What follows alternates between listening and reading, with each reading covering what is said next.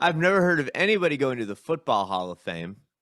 I went to the Football Hall of Fame, and it was much better than the Basketball Hall of Fame. Was it? Yes. The Basketball Hall of Fame. The Basketball Hall of Fame's not good at all. It's not. The Football Hall of Fame was fun. Okay. So they had. Somehow and the Baseball Hall of Fame fucking rules. The Baseball Hall of Fame is great. Yes. The Baseball Hall of Fame is the best. Does the Football Hall of Fame run Canton, Ohio? Is it the only thing in Canton, Ohio? No, Canton's a decent-sized city, but it's definitely like the only destination. Oh, okay. Because that's cool that Cooperstown just overtook upstate New York. In fact, upstate New York could probably use a few more Hall of Fames of other. They could. Yeah. Yeah. There's an argument that Cooperstown should just become the Hall of Fame. I would make it. I would open the Home Demolition Hall of Fame in upstate New York. Everything. Decaying barn. I just think of upstate New York as one giant decaying barn. Upstate New York, really, people stopped trying about 50 years ago. Yeah. It's probably because the only times I've ever been there, I've been trying to get to Canada. Mm-hmm. So I really hate it.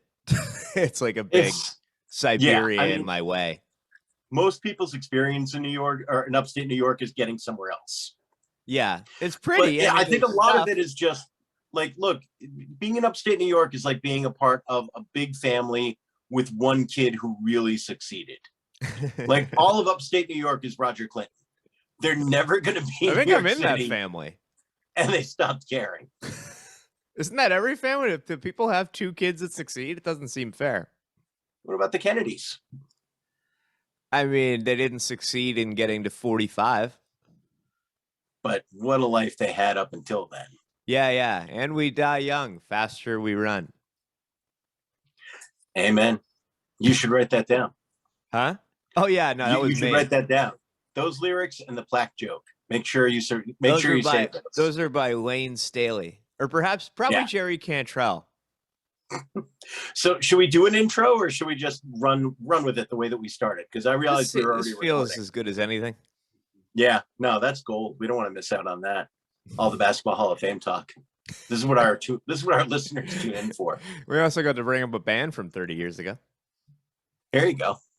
It's one of our most cultural references. Do you think we're topical? Alice in Chains is worth bringing up, but some bands from 30 years ago, you should get to use that band's name again. But like Ace of Base should be done. Should be done. So if somebody wants to call themselves Ace of Base, like Ace of Base should get a do-over. I heard that people are like they're running out of band names. Yeah. So yeah, I think you've got an actual. Which is weird. I feel like we're going to come up with two during this podcast. Mm-hmm. Usually when you just say the word "the" and then two nouns after, you got a fucking band name. Band names, there should be rules about how long you get to squat on a band name.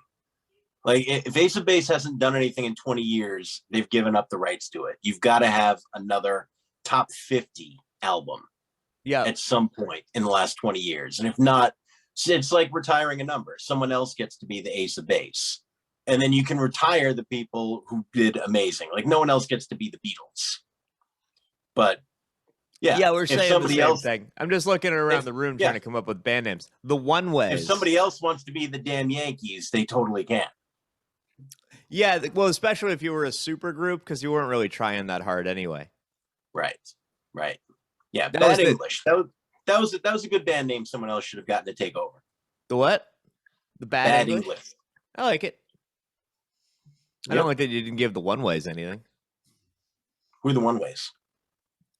I brought it up as a band name. Is that a new band name you're coming up with? Yeah. Oh, all right. You said it like that was a band that you remember senior prom when you were dancing to the One Ways? I said I was looking around the room trying to come up with band names, and Paul's got a one-way sign. That's kind of like at the end of what is it? Usual Suspects.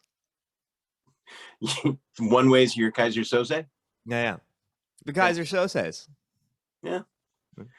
We limp out. So what do you want to talk about, Mike? You got me up so I don't fucking know. early. Are we just avoiding talking about the Celtics getting their asses kicked by the Nets? Oh, I kind of missed that game. I did a show, and then I got home, and I sort of fucking I watched it, but it didn't really register. I just kind of looked up, and I was like, oh, we're down 20. Fuck this. We're the most well-prepared podcast in the greater Boston Well, area. we were kind of due for a clunker. Yeah, I mean, the first few were so good. I think we've set the bar a little too high. Oh, I was just talking about the Celtics. Oh, okay. No, I still have hope for this episode. This episode is going to be our Brooklyn Nets game. This is going to be our game 4 at 08. We're down 24 and started the third. It's fine. Yeah, we're going to rally. Yeah. Whenever people bring up the Falcons game, I immediately start talking about game 4. Just until they stop talking to me. I think you figured out a foolproof strategy. This guy talks about Eddie House a lot. This guy talks about Eddie House more than Eddie House does. Not as much as Mike Bibby does. That's his brother-in-law. Really? Yeah. That's some random NBA knowledge you have there. That's a good game of horse. Wow. Actually, I think Mike Bibby would be in a little trouble there. We spent an inordinate amount of time at the Basketball Hall of Fame talking about those early 2000s Sacramento Kings teams. It does not get talked about enough. One, how overrated Mitch Richmond was from the 90s. He doesn't belong in the Hall of Fame. Mitch Richmond, when I went to the Basketball Hall of Fame, was his picture still up in the lobby? Yes. Yeah. I started giving them shit about it. There. And then like an old guy with a mustache whispered to me that he made a donation. He gave like $1 million to the basketball. Imagine giving $1 million, all the problems in the world, and you give it to the world's shittiest fucking museum. No, I can't. I really can't. I mean, that is just that's just saying you hate poor people and sick children. Yeah. Which like it's actively voting against them. Yeah, just say it. It's cheaper. But Mitch Richmond, we decided probably the worst Basketball Hall of Fame inductee. We couldn't come up with somebody else who's worse. In terms of, I mean, if you want to go back to, wasn't that the point? They put everybody in the Basketball Hall of Fame. Yeah. Well, the problem with the Basketball Hall of Fame is it's the Basketball Hall of Fame, not the NBA Hall of Fame. So Dino Raja is in there because of just for his contributions. Yeah, to the European game. Is Manu Ginobili a first ballot Hall of Famer without international stuff? Probably. He was a weird one. He didn't start. He was really important on a dynasty. Oh, he was awesome. I love him. Yeah. But Havlicek didn't start most of his career, and he's got an argument to be like a top 15 player. Who's this? John Havlicek. Yeah, but that's when there were only like 7 teams. You needed someone to die so you could start. That was the 70s. You had like 15, 20 teams at that point. Yeah, but no free agency. That first team he played for was stacked. Sam Jones averaged like 26 a game. Hey, I got a Yeti going too. Hey. I was thinking this for Father's Day. What's your dream endorsement? If we had to endorse anything, what would you like to endorse? Endorsement or sponsor? What's the fucking difference? I mean, I feel like an endorsement means that we're going out there and doing commercials for them and promoting their brand. And a sponsor is them saying, oh, this is a Boston Centric brought to you by Yeti. Not a huge difference. And you don't have to do any kind of little spiel about it? Like, hey, get a Yeti. And we'd like you to get a Yeti. Yeah. Yeti would be pretty good. Yeti's very high on it. Yeah. Yeah, Yeti would be really good. I really like thermal pants. Any kind of thermal insulating thing I would do. I feel like anything that's really comfy would be good for our brand. Like any of those like hug sleep blankets, like those, I would love that to be a sponsor. Yeah. The blanket that like kind of wraps you up. Do you like an electric blanket? I don't. Yeah, no, me neither. Too much anxiety. And it's working the whole time. Like you can't regulate it enough. It just strikes me as something I'm going to wait till I'm nearly dead to enjoy. Yeah. I do like the weighted blanket. I just have untreated depression. So I think it's just similar effect. Yeah. Just something weighing you down at all times. But soon it's going to be like a batting weight. Feeling- One day Yeah. I'm going to take a pill and I'm going to beat Usain Bolt. So that optimism is the reason not to take the pill, because you want to believe everything the pill is going to do for you at some point in the future. Making me stronger. Nice. Resistance training. You're resisting depression treatment as your resistance training. Because I think it's great. It's better than cardio. Yeah. Really Why would you wear one of those vests? You gotta fucking when you just have Irish DNA. All right. I mean, so speaking of depressing, where are we at on the Celtics? Oh, the same place I was before. That we have a really good defensive team, but we don't have any kind of move the ball kind of guard play. And Jalen didn't even play that game, right? Yeah, he did. He did? Oh, well, that's not good. He played Brooklyn game, didn't he? I thought he sat out that game. What? This is CBS? Okay. CBS is saying what? I can't hear Paul. It sounds like he podcast. did play Wednesday, but he's questionable tonight. Thank you. I was right, because they were trading off on the stationary bike. I wish I was wrong. I wish you were wrong, because that made me more optimistic. Yeah, make me feel better. Yeah. There'd be more of a reason. But no, the man played. No, but I never thought we were like Milwaukee and Brooklyn are clearly better than everybody else in the conference. Yeah.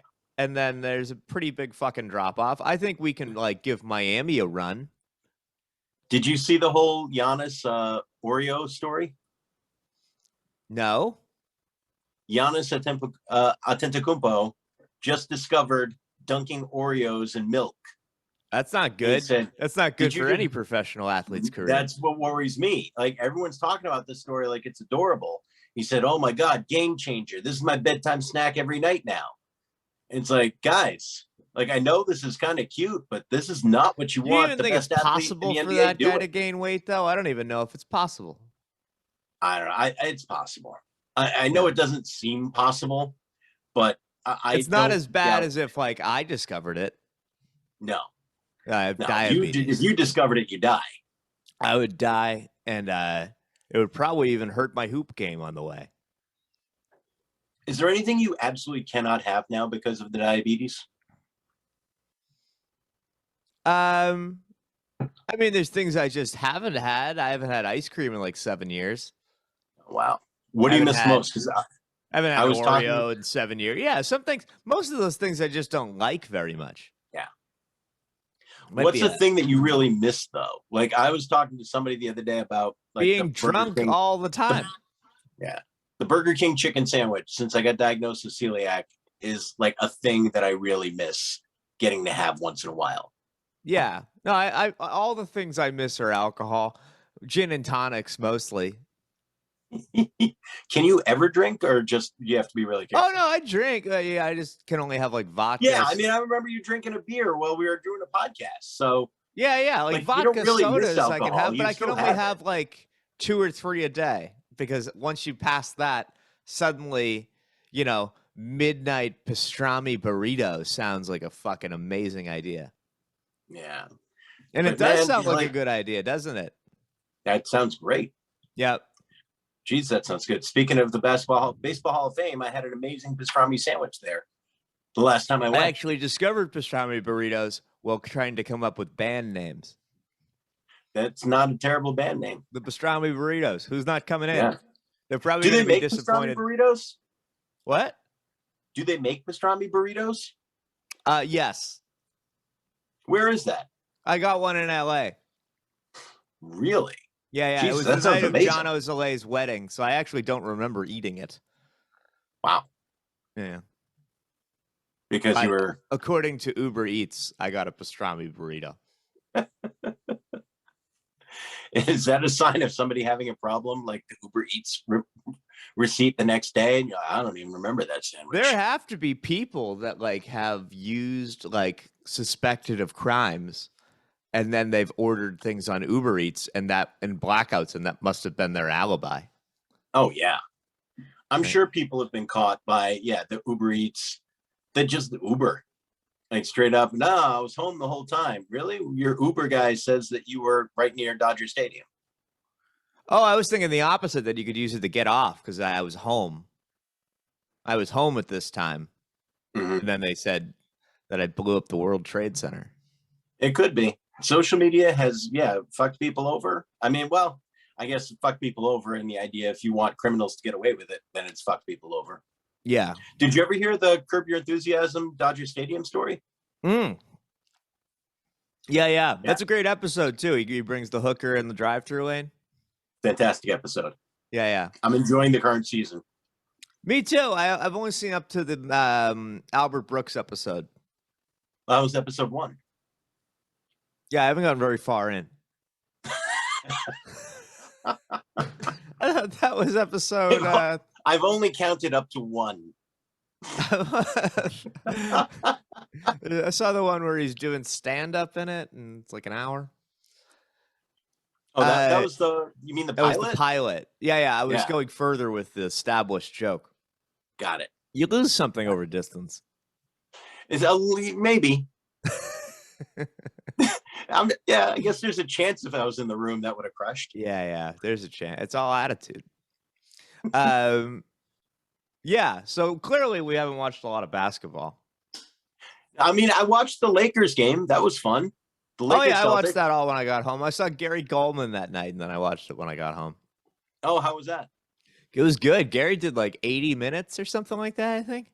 Wow. It was pretty impressive. I don't think I could even stand up for that long. That's very I should impressive. really treat this depression. You should. Yeah, I'm really starting to worry that at some point in a year, people are going to be asking me, there were no clues. Yeah. I always tell people that I can do 45, 50 for you, but I'm going to need to nap during it. I'm going to need a comfy pillow and a pastrami burrito halfway through. It's a one-man show. There used to be a place. Now I'm just reminiscing about, this is how unprepared we are. I'm just reminiscing about shit I used to be able to eat. Yeah. When I lived in Boston, the pastrami burrito is reminding me of this place called the Cooking Cafe that was on Com Ave near my old place. No and they just there? did all these amazing wraps. Yeah. No, Did you know I'm it? pro wrap. I can do wraps. Yeah. I also haven't had a sub in 7 years. Oh, Jesus. Yeah, but again, I don't miss subs. Wrap is fine. What do you actually miss then? You can't introduce stuff that you don't miss and say, I haven't been able to have I miss that. Kevin Garnett. All right. I miss Garnett a lot too, but Kevin Garnett's not going to drive up your blood sugar. Oh, Willie. Did you watch the documentary? No, I got to get Showtime. It's really good. Is it good? Yeah, it's really good. And I like what they did because they just basically ended it with the championship, and then they pretended that nothing happened after that until he got inducted into the Hall of Fame. Yeah. You know who that's actually true of is Dirk Nowitzki. Yeah. Nobody ever had. He had like a Barbra Streisand-esque farewell tour that was it must have been 7 years of him just running between the 3-point lines, just jacking up a few, losing by 20. Yeah, and everyone just saying, remember that title? That was the best. Yeah, there was no even consideration of defending it. Because that title, it was one of the greatest moments of grace in sports history, where you had a guy who was undeniably great, and everyone just accepted he's never winning a championship. And then out of nowhere, he won one. Oh, yeah. Well, beyond that, I mean, he lost as a 1 seed one time. Yeah. Lost to the 8 seed. He was actually he was kind of reestablishing that Europeans are weak. Yeah. I mean, every stereotype of the Euro player, he was reinforcing until he won the title and changed it all 180 degrees. Yeah. And then, you know who I really like is Markkanen looked awesome the other night. Markkanen's good. He's Markkanen enormous. Is underrated. Yep. Yeah, I like Cleveland a lot. I like watching Cleveland more than I like watching the Celtics. Yeah. Cleveland has a lot of talent, and I think they're going to realize how good they are without Sexton. They're going to be able to trade Sexton for something when when he comes back healthy. Yeah, yeah. And it's a really cool, not freezing place. Cleveland? Yeah. That's a freezing place. Yeah. It was a joke. Are you thinking of Cleveland, Florida? No. I feel like with distant sarcasm, it must disappear into the whatever the internet is. Oh, all right. What is the internet? I don't know. It's like a really good phone, kind of. We're getting too existential now. I mean, in another 10 years, we won't have freezing places anymore. So that's something to look forward to. That would be fucking awesome if we can just get everything to 32. That's the goal. Well, just enough that it stays frozen. But then we can kind of warm up just a little bit. Right. No one ever brings that up, that there's probably an optimal heating of the earth. Interesting. All right. Well, we're not going to get Alexandria Ocasio-Cortez to sponsor us now. We've lost her completely. And I was actually in negotiations with her. After what her dad did to the Aztecs, no way. You're a man of integrity, sir. I respect the shit out of that. Thanks. Hey, did you enjoy the 3 days that the Patriots were in first place? Yeah, we're really good. I don't know the names of any of our players. Mac Jones, that's an easy one to remember. Mac Jones. And then McCourty. Yep. We only have one McCourty now. Yeah, Jason left. It's like Oasis all over again. Heartbreaking. Did you ever see the Bee Gees documentary? I did see the Bee Gees documentary. I didn't know that whole they became writers later. Yeah. Loved that fucking documentary. Yeah, that one's great. Shocked. It's like the anti-Eagles documentary. Yeah. Yeah. The Eagles documentary I found really overrated. It was fine. It was fun. But no, like the Eagles is about how much they fucking hate each other. Yeah. And this one's about how much they love each other. Yeah. And I agree completely. Yeah. But everyone gushed about the Eagles documentary, and it almost made me tense. Really? Yeah, like the whole time I'm like, it felt like Thanksgiving dinner with a couple that is about to get divorced. The whole documentary felt that way. Yeah. I also just don't think the Eagles I don't like them. Yeah. That was the other thing. It was this argument for why the Eagles were really important and why they mattered more than people remembered. Yeah. And you listen to some of those songs and I'm like, yeah, I don't like this. It's like they're like, I think this should be an E, and another guy's like, I think this should be a fucking B. And then they're like, you want somebody to come over and be like, both ways suck. I watched the Bee Gees documentary going, these songs are fucking great. And suddenly afterwards, I was listening to a whole bunch of Bee Gees shit. Okay. Yeah, I didn't go that far. I did. No. Hell yeah. There's a couple Nights on Broadway got put on and repeat in the Dorval car. My favorite one, Owen Bonus told me about it. It's on YouTube. It's called Beware of Mr. Baker. It's about the drummer from Cream.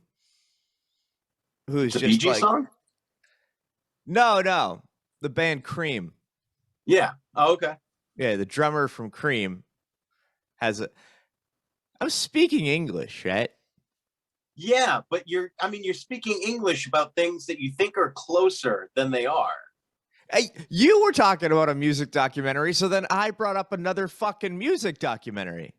But we were talking about Have you ever read a songs, book? You know how in a book, you were saying, yeah. In a book, somebody will say like 5 lines about a thing, and then there's a little indent for another paragraph. I was starting another paragraph. It wasn't another chapter or even another book. You leave out transitional phrases. Do you want to talk about the fucking Eagles documentary for another half an hour? We both said we I wouldn't mind, but you leave out transitional phrases like, speaking of that documentary, there's another documentary about Cream on YouTube Owen Bonus told me about, and then I know exactly what you're talking about. Those are the words I said. With Owen Bonus was talking about the song so I thought the Bee Gees made a song called Mr. Baker.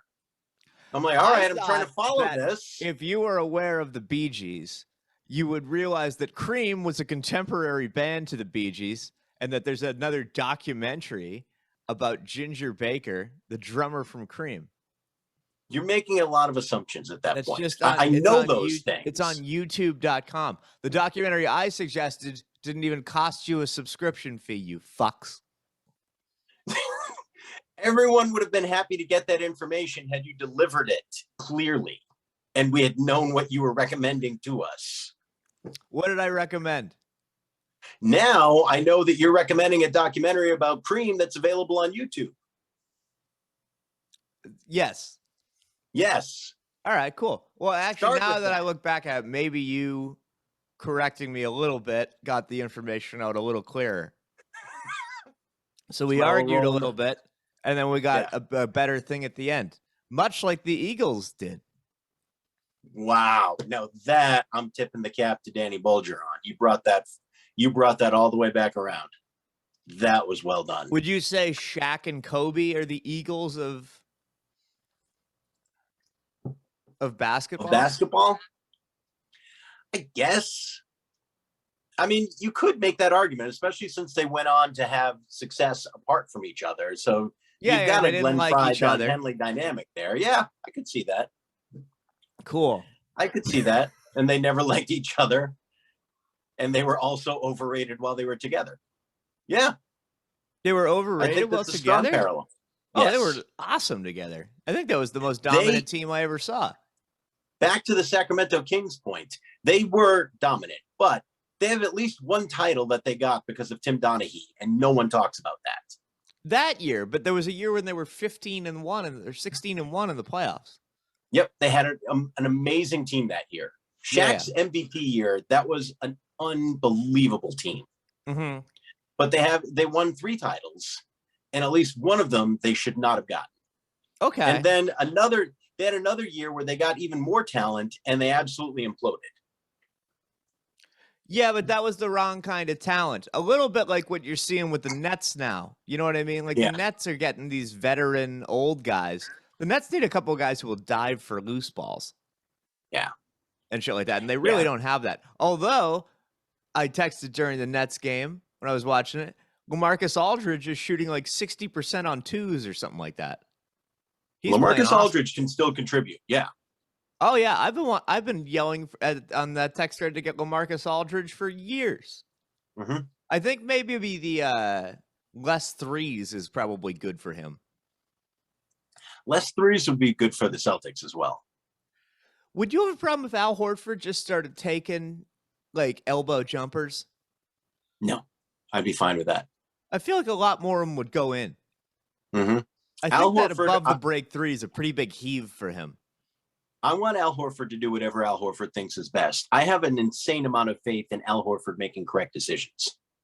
Yeah. But no, I think him shooting elbow the above the break three, I guess, is good because it puts him back first on defense. But sometimes I would rather literally he just kick the thing. Well, I mean, there's an argument right now that the market inefficiency in the NBA is the 12-footer. This year there's more twos. I mean, people are taking less threes just generally. Yeah. I forget. I wish the Celtics were one of those teams. Durant's threes per game are way down. I think everybody's like 3-point attempts per game are way down. I mean, attempts wise, Tatum has got to be right around where he usually is. It feels like all he does is shoot and miss threes right now. And I love Jason Tatum.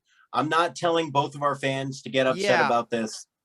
But, I mean, right now, I really wish Tatum was just going to the hoop a lot more. Yeah, he's actually, when he does do that, he's got more of a Ben Simmons body than people realize.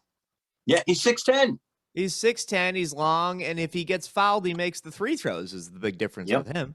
So, yeah, I wish he would just put his head down and get to the line more. Yeah, take a few threes, keep it honest, make everyone have to defend that. But well, you can take threes, just don't take them off the dribble. Nobody makes those. No. Like Harden made them when you couldn't touch anybody. Yeah. But that's the other thing. I wonder if, like, with the more physical play, I wonder if Tatum's not, like, doesn't quite have the handle to be dribbling into shots. he's got the handle, but I think it's an argument now again why we need a pass first point guard to get him the ball in a good spot, so he doesn't have to create his shots on his own all the time. Yeah. Well, this goes back to Marcus Smart needs to not play. Oh man, we almost got to the end without Marcus Smart getting shit on in this podcast. And no, but I will say valid shit on. I'm not disagreeing with you. Yeah. Well, because it's harder to score now. Yeah. So when it's harder to score, you'd actually think you're not a golf guy. But they used to do a thing called Tiger Proof the course when Tiger first came out. It's like, we'll make it longer so that he doesn't shoot 20 under. But what ended up happening is the guys who couldn't hit it far in the first place were now hitting like 3-woods into greens. They couldn't compete ever again. It was actually an advantage for him. True. So you wonder if the more physical play you would think would be good for Marcus Smart, but actually it's now the case that he can't score at all. If people met us without knowing anything about us, what percentage of them would assume that I was the golf guy of the two of us? Like, I think they would guess we were both golf guys. I feel like I've got the middle-aged dad golf vibe. I think if they said bowler, they would go bowler for you. Yes, definitely. I'm the bowler. And then I think they would think I do something with ponies. You're the dressage guy.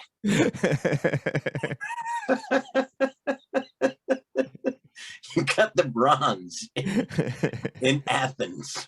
He can get the horse to go like that with his arm. Dressage is one of those things that's so insane. I kind of want to go to it once. I actually want to know what it is. I just laughed because you laughed. It's horse dancing. It's literally like so there's a person on the horse. Yeah, you were exactly right. That's why I thought you knew what it was. So it's literally like, you have to like choreograph the horse to do these moves. It's almost like figure skating for a horse. Yeah. No, like Robert E. Lee at Appomattox got his horse to bow. Exactly. Yeah. He was a huge dressage guy. It's like maybe if you spend a little more time working on Pickett's Charge and a little less time on pony tricks, we wouldn't be in this mess, Robert. Yeah. Which actually, thank God he did work so hard on his pony tricks. Yeah. Thank God for humanity. Yeah. Instead of old Ulysses just pounding a bottle of Jack, sending more of his guys in to get shot in the face till they ran out of bullets. All right, you're a history guy. Like, so here's my question for you. I read a Grant book a few years ago, and then I watched a Grant documentary. I feel like from my childhood Horace to now, Grant? Exactly. Ulysses S. Grant has gone back and forth in terms of historical respect. Yeah. More times than almost any American figure. Where I remember when I was a kid, he was like a great general, hero of the Civil War, president. Then as I got older, he was a good general, but he was a terrible president. And then he was a bad general, and he just happened to be the general that was there when the South couldn't fight anymore because they were so outmatched. Okay. And now it seems like he's come back around completely in that he was actually a pretty good president who had corrupt people in his cabinet, and he was a great general who understood what he needed to do and made the hard choices and really outfought Robert E. Lee. So as a history guy, how do you view Grant? Well, to go back a couple of years, Lincoln getting shot in the head was the best thing that ever happened to the guy. Really? Oh, yeah. You don't want to be in charge of putting the South back into the country. It's 150 years later, and look how bad it's going. Yeah. You know what I mean? You don't want to. It's almost like bringing the South into your country is like signing Kyrie. Like the potential is there. Asheville is beautiful. But after that, I mean, it's all problems. Yeah. So, it's almost easier to be fighting a war than win the peace kind of thing. Oh, yeah. It always is. But he signed a bunch of good civil rights legislation. And then he got stuck in Vietnam. Oh, that was LBJ. Yeah, that was LBJ. Shit. That was LBJ. That's another one I've been reading more and more about is LBJ. Oh, the Robert Caro book? I read the Robert books. You didn't Jesus read the Christ. whole fucking book. I did read you? one of the books. No, because it's a fucking marathon. That guy's I've an got asshole. a job and a life and a Fuck kid. Robert Caro. I read one of the Robert Caro books. Robert Caro needs an editor more than anyone alive. He comes up with some great stuff. Yeah. Imagine having lunch with Robert Caro. It would have to be restaurant week because you need 3 courses. It's Cheesecake Factory and he gets everything. Yep. He starts giving you a long diatribe, the history of the Cheesecake Factory. Yep. And you just die of old age sitting there. But the Johnson arguments, I've read one of those fucking books. And the Johnson argument is really interesting because there's a case to be made that had he just not gone into Vietnam, he would have been one of the most consequential presidents in history in a positive way. Like he knew how to get shit done, and he did get shit done in a short period of time. And then but he knew Vietnam was so badly. But I just don't think it was that easy to be like, we're not going to Vietnam. Like we already had little pot odds in, and we just kept. There was a path out. I mean, there were people making the case. Don't go in any further. Look, you don't escalate this. Stop bombing them. Have a peacekeeping force there and have a presence. And so don't say you're giving up, but you don't need to keep sending more troops there. Like, don't fight, don't engage, don't directly engage the North Vietnamese. Agree to disagree. I think Vietnam was a swell idea. I love that you're always willing to take the contrarian point of view. I think Chris Webber's a first ballot Hall of Famer, and Vietnam, 5-star war. All right. I can't think of any better point to end this podcast on than that. So on the pro Chris Webber, pro Vietnam point of view, I'm Mike. We brought the Lakers to 7 games, Mike. What? Who took the Lakers to Chris 7 Webber. games? He did. I'm a Chris Webber guy. He's the only Hall of Famer on the team. Only All-Star on the team. I'm anti-Mitch Richmond. I'm pro Chris Webber. I'm anti-Vietnam War. So that's where we disagree. Nope. It's an and. It has to be both. All right. I am Mike, and that's Dan Bulger, and we'll be back with Boston Centric, and we'll watch some more sports this week. It'll be a little more sports heavy next week. Go Bruins. Bye, everybody.